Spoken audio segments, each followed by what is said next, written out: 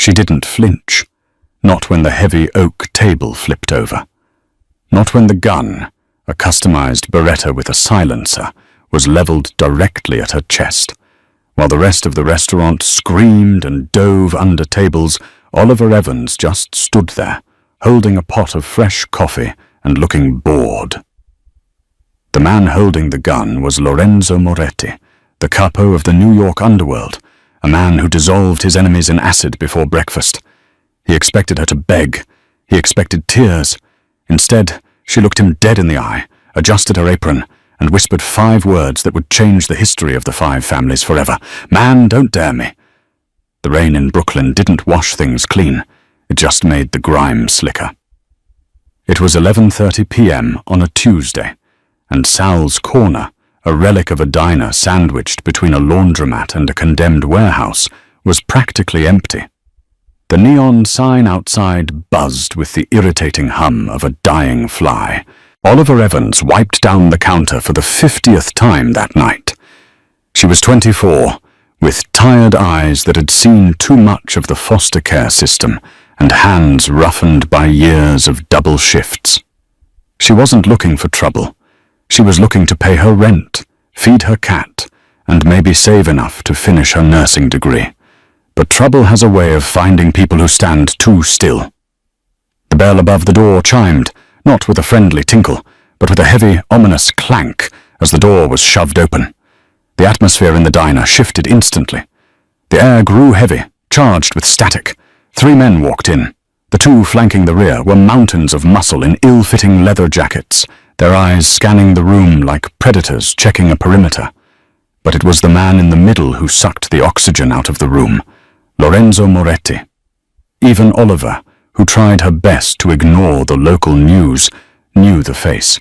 Sharp cheekbones, eyes the color of burnt espresso, and a tailored suit that cost more than the building they were standing in.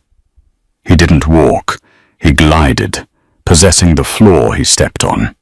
He was the underboss of the Moretti crime family, currently engaged in a bloody turf war with the Russian Bratva that had turned South Brooklyn into a war zone.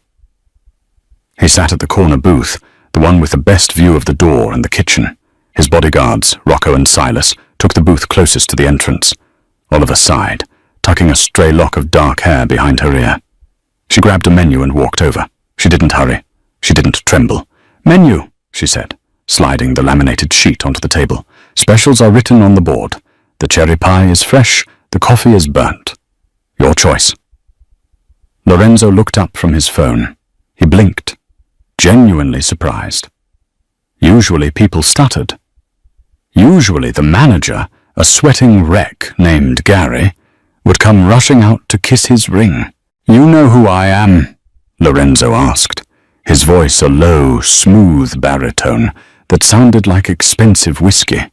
"I know you're sitting in my section, which means you're a customer," Oliver replied flatly. "Coffee?" Lorenzo stared at her for a long second, analyzing her. No dilated pupils, no shaking hands, just exhaustion and a hint of annoyance. "Black. And a rare steak. If it's not rare, I send it back. If I send it back, the cook loses a finger." His bodyguards chuckled darkly. Oliver didn't smile. She wrote it down on her pad. "The cook is 60-year-old Martha. If you touch her, you'll be making your own eggs. I'll bring the steak rare." She turned on her heel and walked away.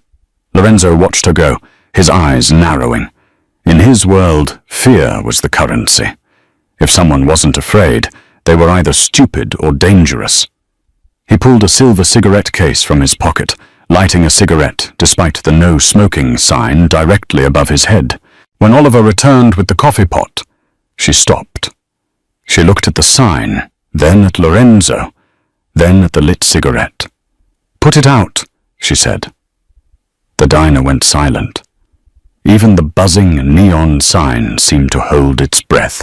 Rocco, the larger bodyguard, stood up, his hand reaching inside his jacket. "Sit down, Rocco," Lorenzo commanded, never breaking eye contact with Oliver. He took a long drag, blowing the smoke directly into her face. "Or what? You'll call the police. I own the police precinct in this district, Dolcezza, sweetheart."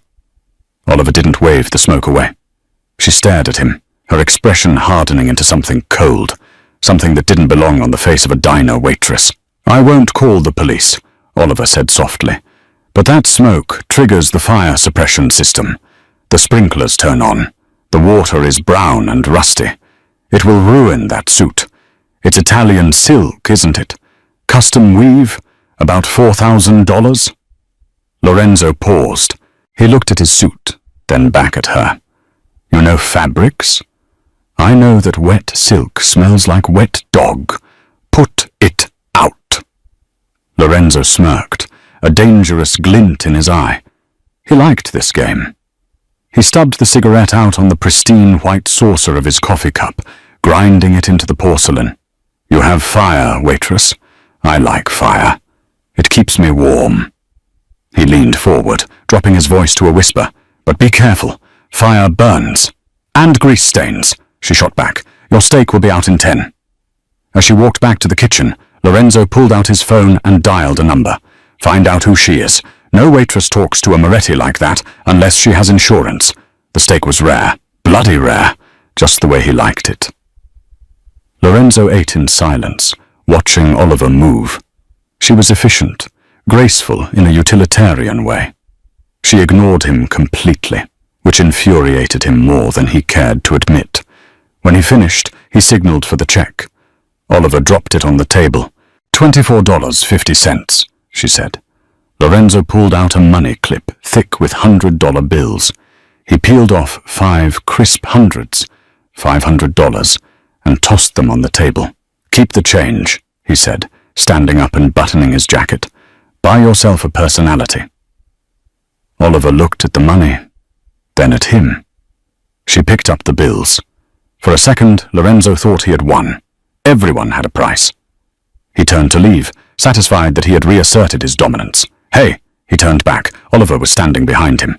She grabbed his hand, actually grabbed the hand of the Don of New York, and slapped the $500 into his palm. "The bill is $24.50, she said, her voice raising just enough to carry. "I'm not a stripper, and I'm not a charity case. You pay for your food. You tip 20% if the service was good. If you want to throw money around, go find a fountain." Rocco and Silas stepped forward, their faces red with rage. "You stupid B***, Rocco growled, reaching for her arm. Crack. It happened so fast, Lorenzo almost missed it. As Rocco reached for her, Oliver shifted her weight. She grabbed a heavy glass ketchup bottle from the nearest table and slammed it down onto Rocco's outstretched hand, pinning his fingers to the table. Rocco howled. "Don't touch me," Oliver hissed. Her eyes had changed. The exhaustion was gone, replaced by a sharp, lethal focus. "I said, don't dare me." The silence in the diner was absolute. Rocco was clutching his hand, wheezing. Silas had drawn his gun, aiming it at Oliver's head. Lorenzo held up a hand, stopping Silas. He looked at Oliver with new eyes. That wasn't a panic reaction. That was a reflex. A trained reflex. "Who are you?" Lorenzo asked, his voice devoid of the earlier playfulness. "Waitresses don't break fingers with ketchup bottles." "I'm a waitress who wants you out of her diner," Oliver said, her chest heaving slightly. She pointed at the door. "Get out. And take your trash with you." Lorenzo stared at her for a long, agonizing moment. The air crackled with potential violence. He could have her killed right here. It would be easy. A mess, but easy. But something stopped him. Curiosity? Respect? Or the fact that for the first time in 10 years, someone looked at him and didn't see a god or a monster, but just a man who was annoying her. He laughed, a dry, humorless sound. "Silas, put the gun away. Rocco, stop crying." Lorenzo stepped close to Oliver, invading her personal space. He smelled of expensive cologne, tobacco, and danger. He leaned down, his lips brushing her ear. "You won this round, Oliver Evans, but nobody humiliates a Moretti and walks away. I'm going to find out what you're hiding, and when I do, you'll wish you had taken the money." He dropped a single $20 bill and a $5 bill on the counter. "The bill and the tip. Keep the change." He walked out into the rain, his coat billowing behind him. Oliver watched the taillights of his black SUV fade into the night. Her hands, finally, began to tremble. She looked down at the ketchup bottle, then at her shaking fingers. She rushed to the back door, locking it, then leaned against the cool metal of the industrial fridge. She pulled a small, battered flip phone from her apron pocket, a burner phone. She dialed a number she hadn't called in 3 years. "It's me," she whispered when the line connected. "I have a problem. The Moretti family just made contact." A gravelly voice on the other end answered. "Did they recognize you?" "No," Oliver said, closing her eyes. "Not yet. But he's going to dig. And if he digs deep enough, he's going to find the graves." "Run," the voice said. "I can't run any more, Dad," Oliver said, tears stinging her eyes. "I'm tired of running.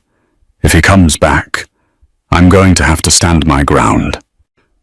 "If you stand against Lorenzo Moretti," the voice warned, "you won't be standing for long." Oliver hung up. She walked back into the diner, grabbed a mop, and started cleaning up the blood from Rocco's hand. She knew he would be back. Men like Lorenzo Moretti didn't like mysteries. They liked to solve them, usually with a bullet. But Lorenzo didn't know that Oliver wasn't just a waitress. She was the only surviving daughter of the Ghost, the most feared hitman the Irish mob had ever employed, and she knew exactly how to kill a monster. The view from the 45th floor of the Moretti Tower offered a panoramic perspective of New York City, a sprawling grid of lights that Lorenzo Moretti treated as his personal chessboard. But tonight, his focus wasn't on the city. It was on a single, flimsy manila folder resting on his mahogany desk. "You're telling me," Lorenzo said, his voice dangerously quiet, "that she doesn't exist?" Leo, the Moretti family's head of intelligence, a man who could find a needle in a haystack and then tell you who manufactured the needle, shifted uncomfortably in his chair. Leo was sweating, despite the climate-controlled office. "I'm telling you the paper trail ends 3 years ago, boss," Leo explained, tapping the file.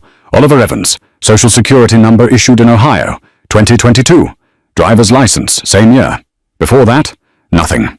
No birth certificate, no school records, no taxes. It's a clean slate, a ghost build." Lorenzo picked up a photograph clipped to the file. It was a grainy surveillance shot of Oliver leaving the diner, looking over her shoulder. She looked small, fragile even. But he remembered the grip she'd had on Rocco's hand. He remembered the cold deadness in her eyes when she threatened to ruin his suit. A professional build, Lorenzo mused. Who creates a fake identity to work as a waitress in a dump like Sal's Corner? Someone hiding from something worse than poverty, Leo suggested. Or someone planted there to watch you? The Russians are getting bold, Lorenzo. Maybe she's a sleeper agent for Nikolai Volkov. Lorenzo stood up, walking to the window. The reflection of his face in the glass was hard, angular. "Nikolai hires thugs and ex-KGB sadists. He doesn't hire women who worry about fire suppression systems. No. She's something else." He buttoned his suit jacket. "Get the car." "Where are we going?" Leo asked, standing up. "The warehouse?" "No," Lorenzo smiled, a shark-like baring of teeth. "I'm hungry. I feel like pie. Underscore, underscore, underscore, underscore, underscore, underscore, underscore, underscore, underscore, underscore, underscore, underscore, underscore, underscore, underscore, underscore. An hour later, the atmosphere inside Sal's Corner was tense. Since the incident the night before, the regulars had sensed a shift. The air felt brittle. Oliver felt it too. She had a bag packed in the locker room, cash, a Glock 19 with 2 spare magazines, and a passport under the name Sarah Jenkins. She was just pouring coffee for a trucker named Old Bill when the door opened. She didn't need to look up to know who it was. The static charge returned. The temperature dropped. Lorenzo walked in alone. This was a statement. A Don never walked alone. By entering without his bodyguards, he was telling her 2 things. "I'm not afraid of you, and I want to talk privately." He sat in the same booth. He wore a charcoal grey suit this time, no tie, the top button of his shirt undone. He looked less like a mob boss and more like a CEO on a jagged edge. Oliver finished pouring Bill's coffee, her hand steady, before walking over. "We're out of steak," she said before he could speak. "I'm here for the pie," Lorenzo replied, his eyes tracking her every movement. He placed his hands on the table, palms flat, and for the truth. Oliver pulled her order pad out. "Cherry or apple?" "Who is Oliver Evans?" Lorenzo asked. Oliver didn't blink. "A waitress who makes $4.50 an hour plus tips. Cherry pie is fresh." Lorenzo leaned back, studying her. "My man Leo ran your name. You were born 3 years ago in Ohio. Before that, the air. You have the reflexes of a combat specialist, the negotiation skills of a hostage-taker, and you work in a place that smells of old grease." "Why?" Oliver sighed. She put the pad away. She leaned in, lowering her voice. "Mr. Moretti, you are a powerful man. You have enemies. I am a nobody. If I wanted you dead, I would have poisoned your coffee last night. I didn't. I just want to be left alone. Please, go eat at Le Bernardin. Leave me in my grease." "I can't do that," Lorenzo said softly. "I'm possessive, Oliver. When I find a mystery, I own it. And you are the most interesting puzzle I've found in years." He reached out, his fingers brushing against her wrist. His skin was warm, his touch electric. For a split second, Oliver felt a jolt that had nothing to do with fear. It was attraction, raw, dangerous attraction. She pulled her hand back as if burned. "Don't," she warned. "You don't know what you're touching." "Tell me," he challenged. "Scare me off." "I'm not the kind of girl you take home to your mother, Lorenzo. I'm the kind of girl your father hires to clean up his messes." Lorenzo's eyes widened slightly. He opened his mouth to respond, to press her on exactly what that meant, when the front window of the diner exploded. The sound wasn't a bang. It was a deafening crump, followed by the high-pitched shriek of shattering glass. "Get down!" Oliver screamed. She didn't dive under the table. She vaulted over the counter. Lorenzo, honed by years of surviving assassination attempts, flipped the heavy oak table onto its side, creating a makeshift barricade. Bullets shredded the air, tearing through the vinyl seats, exploding the ketchup bottles, and turning the neon sign into a shower of sparks. Thwack, thwack, thwack. Automatic rifle fire. Heavy caliber. AK-47S. Lorenzo pressed his back against the overturned table. "Russians!" he growled. He reached for his waistband and cursed. He had come alone. He had come unarmed to prove a point. A fatal arrogance. "Do you have a gun?" Lorenzo shouted over the roar of gunfire. Oliver was behind the counter, prone on the floor amidst broken ceramic plates and spilled coffee. "I'm a waitress!" she yelled back. "You're a liar!" Lorenzo roared. "Do you have a gun?" The front door was kicked open. Heavy boots crunched on the glass. The firing stopped, replaced by the ominous sound of tactical movement. "Moretti!" A thick Russian accent boomed through the diner. "Come out, little Italian prince. Nikolai sends his regards." Lorenzo looked around. He was pinned. No weapon. No backup. He grabbed a steak knife from the floor, a pathetic defense against assault rifles. Then he saw movement behind the counter. Oliver didn't look like a waitress anymore. She had ripped the apron off. In her hand was not a frying pan, but a matte black Sig Sauer P226. She moved with a fluid, terrifying grace. She checked the chamber, her face a mask of absolute concentration. She caught Lorenzo's eye. She put a finger to her lips, then signaled with 2 fingers. 2 targets entering. Left flank. Lorenzo stared. She used tactical hand signals. The first Russian stepped past the booth, his rifle raised. He never saw her. Oliver popped up from behind the counter. 2 shots. Pop, pop. Double tap to the chest. The Russian dropped like a stone. The second gunman spun around, spraying bullets wildly. Oliver was already moving, sliding across the slick floor in a baseball slide. She fired upward from the ground. 1 shot. Neck. The gunman gargled and collapsed. "Move!" Oliver commanded, her voice cutting through the ringing in Lorenzo's ears. Lorenzo didn't argue. He scrambled toward the kitchen door, Oliver covering his retreat. She fired suppressive shots at the windows, keeping the remaining attackers outside at bay. They burst into the kitchen. The cook, Martha, was hiding in the walk-in freezer. "Back door," Oliver ordered. "Go!" "Who are you?" Lorenzo demanded, breathless as he followed her. "Focus, Moretti," she snapped. She kicked the back door open, scanning the alleyway. It was clear. For now, rain lashed down, mixing with the steam venting from the building. "My car is around the block," Lorenzo said. "Armored SUV." "They'll be watching it," Oliver said, scanning the rooftops. "We need to go on foot. The subway station is 3 blocks east." "I don't take the subway," Lorenzo scoffed, wiping dust from his expensive jacket. Oliver grabbed him by the lapels of his $4,000 suit and slammed him against the brick wall of the alley. The gun was still in her hand, pointed at the ground, but her eyes were the weapon now. "Listen to me, Prince," she hissed. "There are at least 6 more men out front. They are Spetsnaz-trained mercenaries on Nikolai's payroll. They don't care about your suit, your money, or your ego. You are dead weight to me right now. If you want to live, you do exactly what I say. Do you understand?" Lorenzo looked at her. Rain plastered her hair to her face. She was fierce, beautiful, and terrifying. Adrenaline surged through him, a mix of fear and an undeniable, twisted arousal. He had never met a woman who could dominate him. Until now. "Lead the way," he said. They ran. They stuck to the shadows, moving through the labyrinth of Brooklyn alleys. Oliver moved like a ghost, checking corners, silencing her footsteps. Lorenzo, surprising himself, kept up. He wasn't just a suit.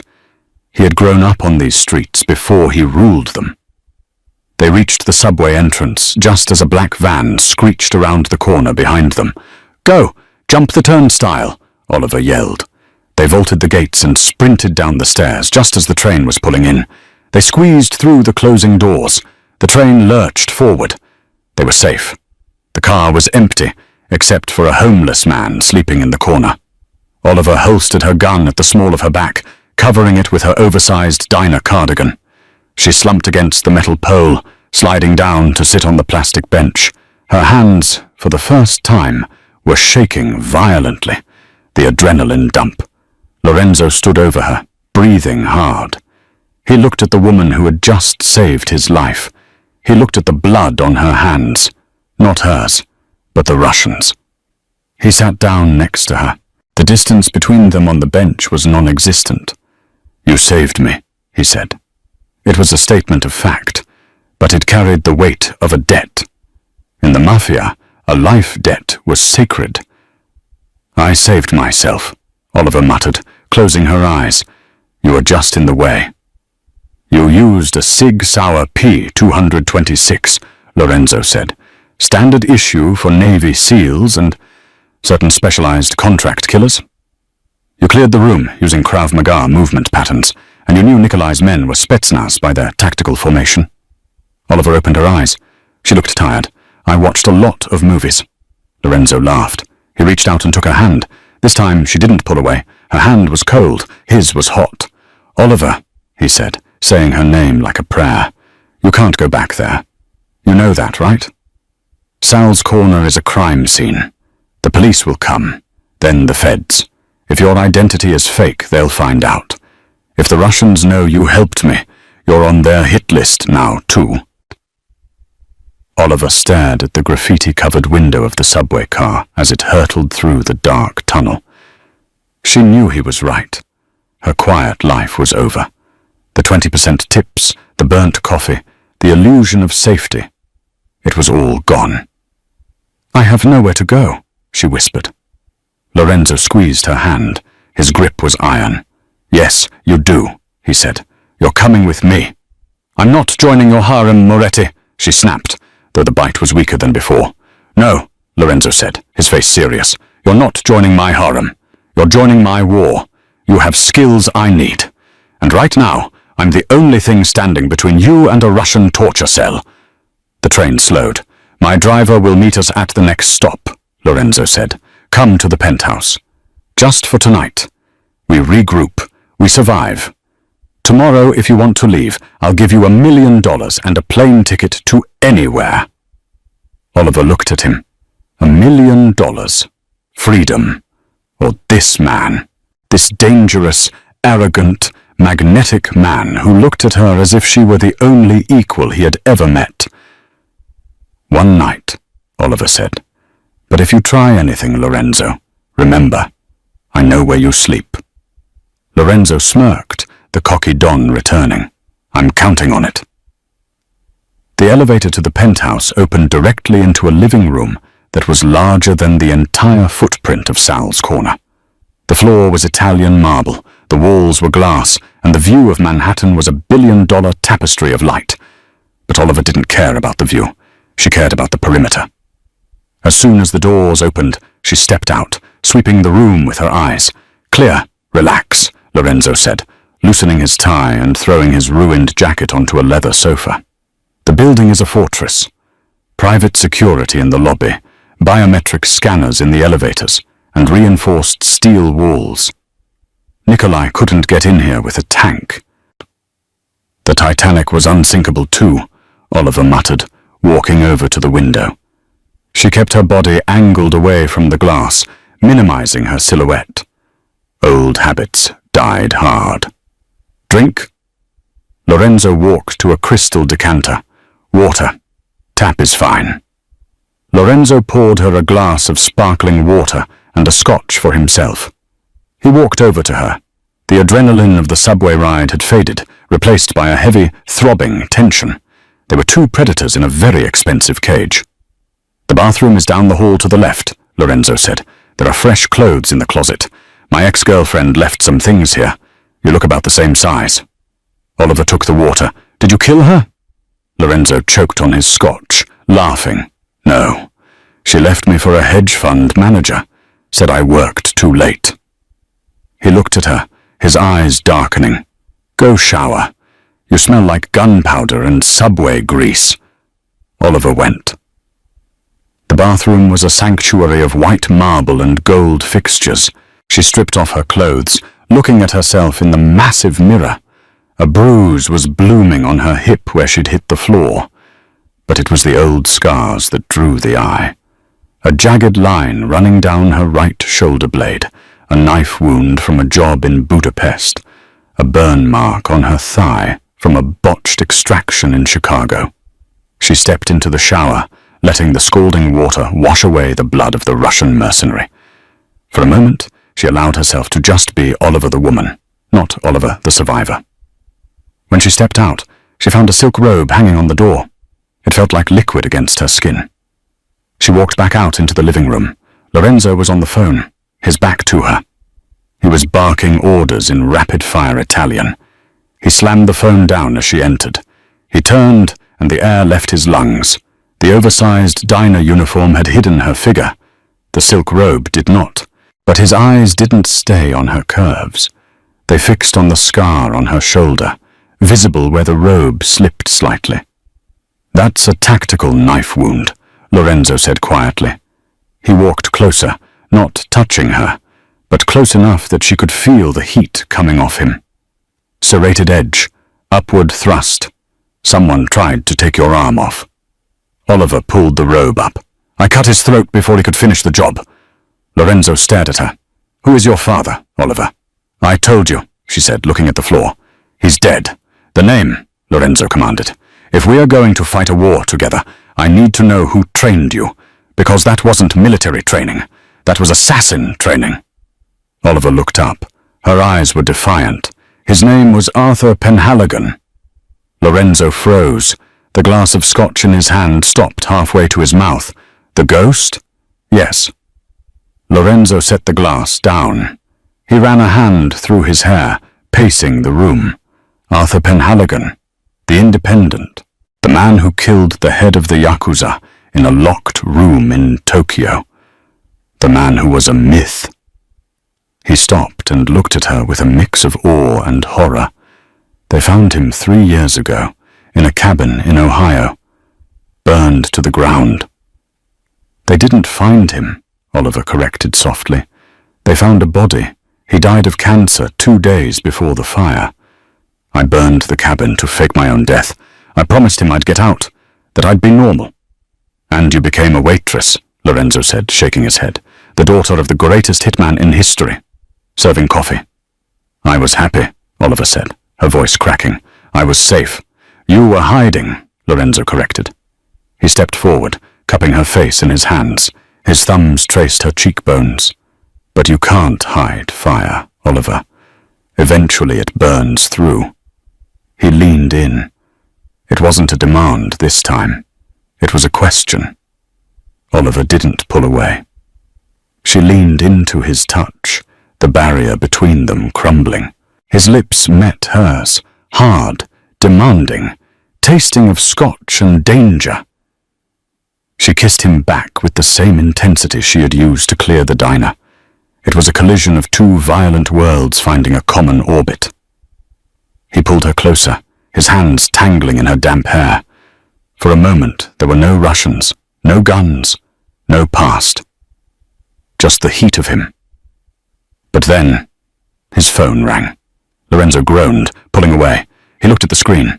It's Leo. I have to take this, he answered on speaker. Talk to me. Boss, Leo's voice was shaking. We have a problem. A big one. The Russians, they didn't just hit the diner. They hit the warehouse in Queens and the shipping yard in Jersey. Simultaneous strikes. They knew exactly where our crews would be. Lorenzo's face went cold. That's impossible. The rotor for the shipping yard is offline. Only the inner circle knows it. There's more, Leo said. We found something on one of the dead Russians at the diner. A phone.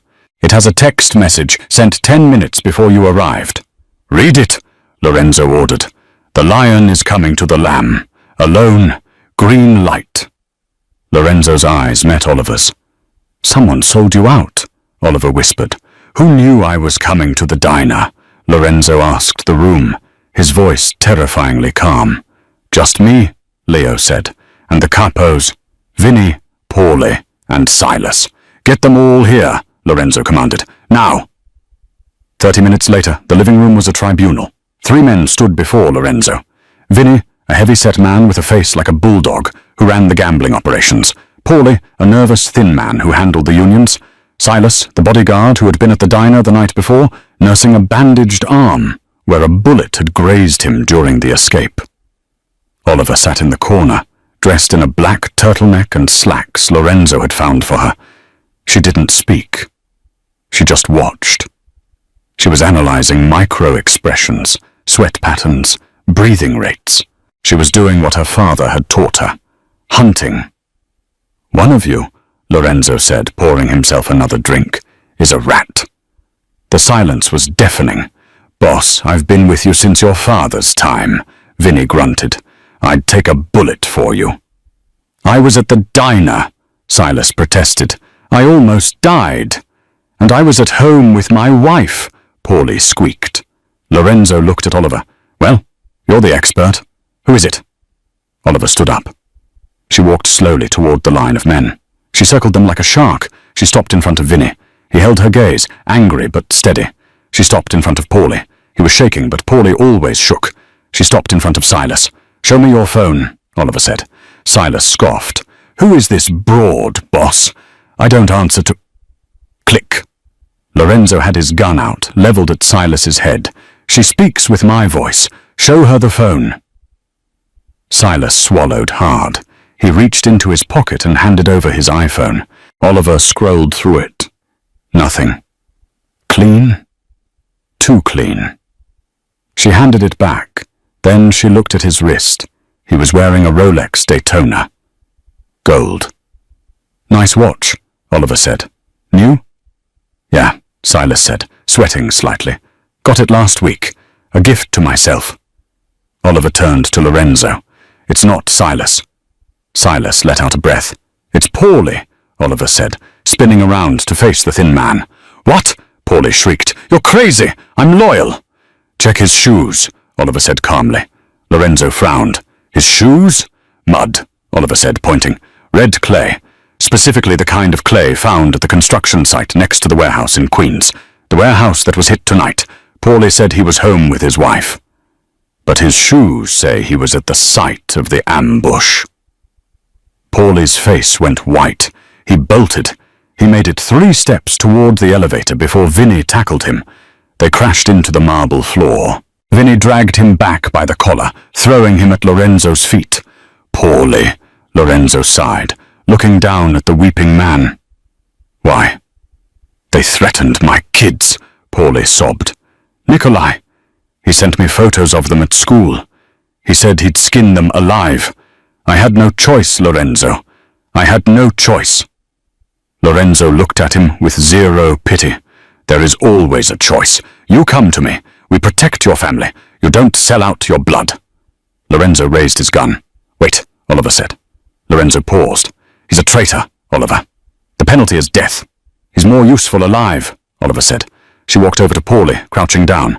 "Paulie, stop crying and listen. You're going to call Nikolai." Paulie looked up, sniffing. "What?" "You're going to call him," Oliver said, a cold, ruthless smile spreading across her face. "And you're going to tell him that the hit at the diner failed, but that Lorenzo is wounded.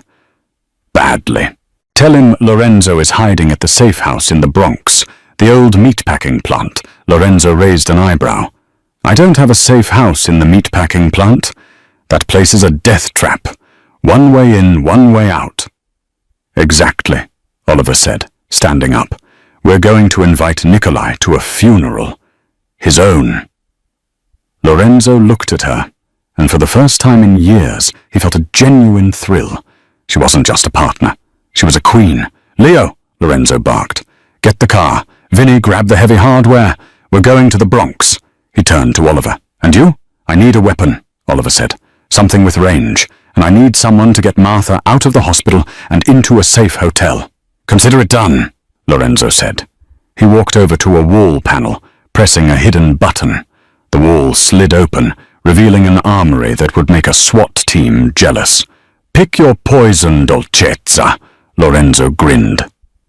Oliver walked past the pistols and shotguns. She reached for a sniper rifle, a Barrett .50 caliber. "That's a big gun for a little girl," Silas muttered, still recovering from the accusation. Oliver checked the scope, her movements professional and crisp. "I'm not a little girl, Silas. I'm the ghost's daughter. And tonight I'm going to remind the Russians why they used to check under their beds for my father." She turned to Lorenzo. "Let's go kill a king." The Bronx meatpacking district at 2 a.m. was a graveyard of rusted metal and forgotten dreams. The abandoned slaughterhouse, a monolith of brick and shattered glass, loomed against the stormy sky like a beast waiting to be fed. Inside, the air was thick with the smell of old copper and rot. "Position!" Lorenzo's voice crackled through the earpiece. He stood in the center of the main killing floor, surrounded by catwalks and rusting hooks hanging from ceiling chains. He was alone, visible, sitting on a wooden crate in the center of a spotlight beam he had rigged up. He looked vulnerable, a wounded king waiting for the executioner. "High ground established," Oliver's voice came back, calm and detached. She was perched on a catwalk 40 feet above, nestled in the shadows of a ventilation duct. The Barrett .50 caliber sniper rifle was resting on a bipod, its barrel pointing towards the massive loading bay doors. "Windage is negligible. I have eyes on the perimeter. 3 SUVs approaching. Blacked out. No plates." "Showtime," Lorenzo whispered. Down below, Paulie stood by the loading bay doors, shaking so hard his teeth chattered. He held his phone up, the screen glowing against his pale, sweaty face. The doors groaned open. Headlights cut through the gloom, blindingly bright. 3 armored Cadillacs rolled into the vast, open space of the factory floor.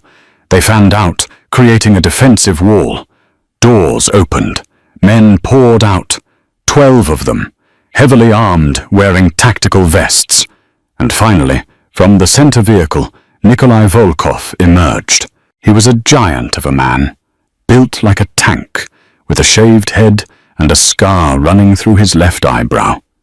He wore a long leather trench coat and held a gold-plated Desert Eagle pistol. "Lorenzo!" Nikolai bellowed, his voice echoing off the metal walls. "So, the rumors are true. You are hurt, cornered, like a rat." Nikolai looked at Paulie, Good dog, Paulie sobbed. I did it, Nikolai. I brought him. Now let my family go. Nikolai smiled, a cruel twisting of lips. I lied. Bang. Nikolai shot Paulie in the chest without even looking at him. The traitor crumbled to the concrete, dead before he hit the floor. Lorenzo didn't flinch. He stayed seated on the crate, lighting a cigarette. That was rude, Nikolai, Lorenzo called out. Good help is hard to find. You are one to talk about help, Nikolai sneered, walking forward, his men flanking him. You are alone. Your men are dead or scattered. Tonight, the Moretti family ends, and I will take New York. I'm not alone, Lorenzo said, blowing smoke into the spotlight beam. Nikolai laughed. Who? Your driver? Your lawyer? Look around you, Lorenzo. It's 12 against 1. It's not 12 against 1, Lorenzo corrected, dropping the cigarette and crushing it under his boot. It's 12 against the ghost. Lorenzo raised his hand and snapped his fingers. Thoom! The sound of the Barrett .50 caliber was not a gunshot. It was a thunderclap. The Russian standing directly to Nikolai's right simply ceased to exist from the waist up. The high-velocity round obliterated him, spraying a mist of red across the gathered men. Panic erupted. Sniper! Nikolai screamed, diving behind an engine block. Kill the lights! One of the mercenaries yelled. But Oliver was faster. Thoom! A second gunman trying to flank left was thrown backward 10 feet, his vest useless against the anti-material round. Thoom! The engine block of the lead SUV exploded, sending shrapnel tearing through 2 more men. Lorenzo moved. As chaos consumed the floor, he drew 2 modified 9mm pistols from his back waistband. He didn't run for cover. He ran at them. He slid under the chassis of a hanging meat hook, firing continuously. 2 Russians went down, kneecaps shattered. Lorenzo was a blur of violence, channeling every ounce of rage he had suppressed for years. High above, Oliver was a machine. She cycled the bolt of the sniper rifle with rhythmic precision. She wasn't shooting to suppress. She was shooting to clear the board. She took out the men with automatic rifles first, prioritizing the biggest threats to Lorenzo. Cover me! Lorenzo shouted into his comms. I'm going for Nikolai! Clear left, Oliver shouted back. She shifted her aim. A mercenary had popped up from behind a pillar, aiming an RPG at Lorenzo. Oliver didn't hesitate. She didn't aim for the man. She aimed for the warhead. Thoom! The RPG detonated in the mercenary's hands. The explosion rocked the building, blowing out the remaining windows and sending a shockwave that knocked Lorenzo off his feet. Dust and smoke filled the room. Lorenzo coughed, scrambling up. His ears were ringing. Oliver! Status! Static. Oliver! Nothing. Lorenzo scanned the catwalks. The explosion had collapsed part of the upper gantry. No! He growled. Suddenly a shadow loomed out of the smoke. Nikolai! The Russian giant slammed into Lorenzo like a freight train. Lorenzo's guns skittered across the floor. They crashed into a pile of old machinery. This wasn't a gunfight anymore. It was a brawl. Nikolai was stronger, heavier. He grabbed Lorenzo by the throat, lifting him off the ground and slamming him against a brick pillar. Where is your angel now? Nikolai roared, squeezing. Lorenzo clawed at Nikolai's massive hands, his vision spotting. He kicked, he punched, but it was like hitting a wall of granite. She's not an angel, Lorenzo choked out. She's a reaper. Nikolai scoffed, tightening his grip. She is dead, and you are next. Lorenzo's vision began to fade. Darkness encroached on the edges. He reached for a loose brick in the pillar, smashing it against Nikolai's face. The Russian grunted, blood pouring from his nose, but he didn't let go. He threw Lorenzo to the ground and pulled a massive combat knife from his belt. Say hello to your father, Nikolai hissed, raising the knife. Lorenzo braced himself for the end. Click! The sound came from right behind Nikolai's head. The Russian froze. Drop it, a female voice said. It was breathless, pained, but steady. Nikolai slowly turned his head. Oliver stood there. She was limping badly, blood streaming from a gash on her forehead where the catwalk had collapsed. Her sniper rifle was gone. In her hand was the Sig Sauer P226. The barrel was pressed against the back of Nikolai's skull. "You," Nikolai whispered, his eyes widening as he recognized the cold, dead look in her eyes. "You are Arthur's girl. I saw the pictures. You were supposed to be dead." "I got better," Oliver said. "Drop the knife." Nikolai laughed low in his throat. "You won't shoot. At this range, the blowback will blind you, and my men are still—" Bang! Oliver didn't monologue. She didn't hesitate. She pulled the trigger. Nikolai crumpled forward, dead instantly. Oliver stood there for a second, swaying. Then her legs gave out. Lorenzo scrambled over, catching her before she hit the concrete. "Oliver!" He checked her. She was battered, covered in dust and blood, but alive. She looked up at him, wiping blood from her eyes. She gestured to the dead Russian warlord. "That," she wheezed, "was for the $20 tip." Lorenzo stared at her. Then he threw his head back and laughed. It was a hysterical, relieved laugh that echoed through the slaughterhouse. He pulled her into his chest, burying his face in her hair. "You're crazy," he whispered. "You are absolutely insane." "I know," she murmured, closing her eyes. "Let's go home." 3 months later, Sal's Corner had reopened.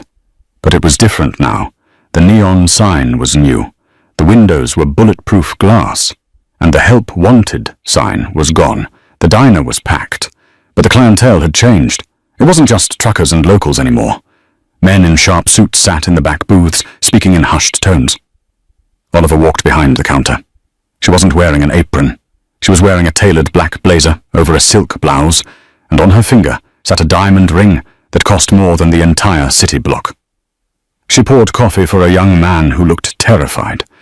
"Relax, kid," she said, sliding a slice of cherry pie toward him. "Lorenzo will see you now." The kid nodded, swallowing hard, and walked toward the back booth where Lorenzo Moretti sat. Lorenzo looked up as Oliver approached. He looked tired, but happy. The war with the Russians was over. The territory was consolidated. And the Moretti family had never been stronger. He reached out, grabbing Oliver's hand as she walked by. He pulled her close. "You didn't have to work today," he said softly.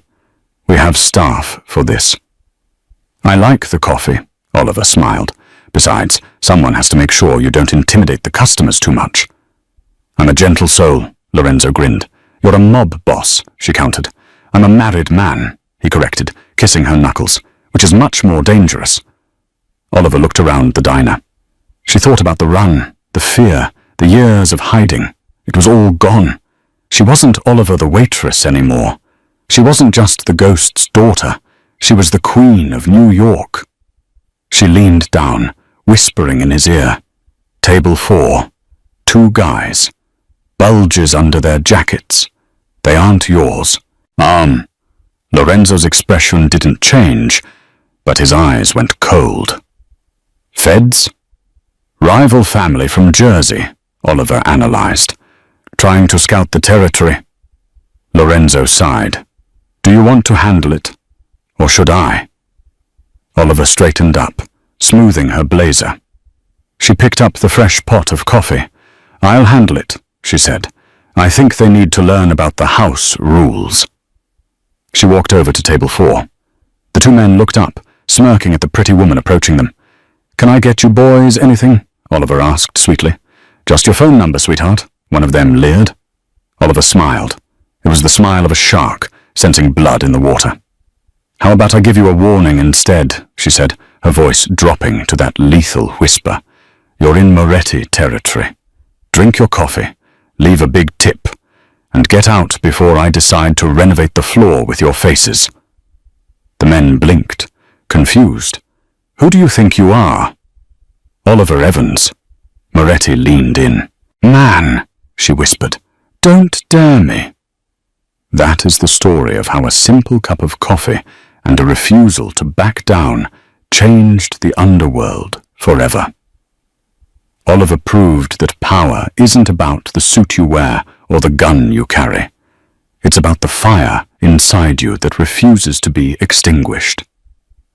She went from serving steaks to ruling the streets, reminding us all that sometimes the quietest people are the ones you should fear the most. So here is my question for you.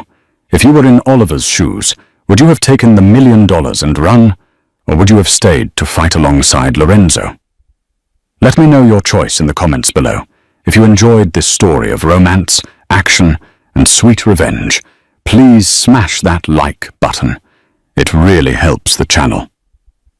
Don't forget to subscribe and hit the bell notification so you never miss a new story. Thanks for watching, and I'll see you in the next video.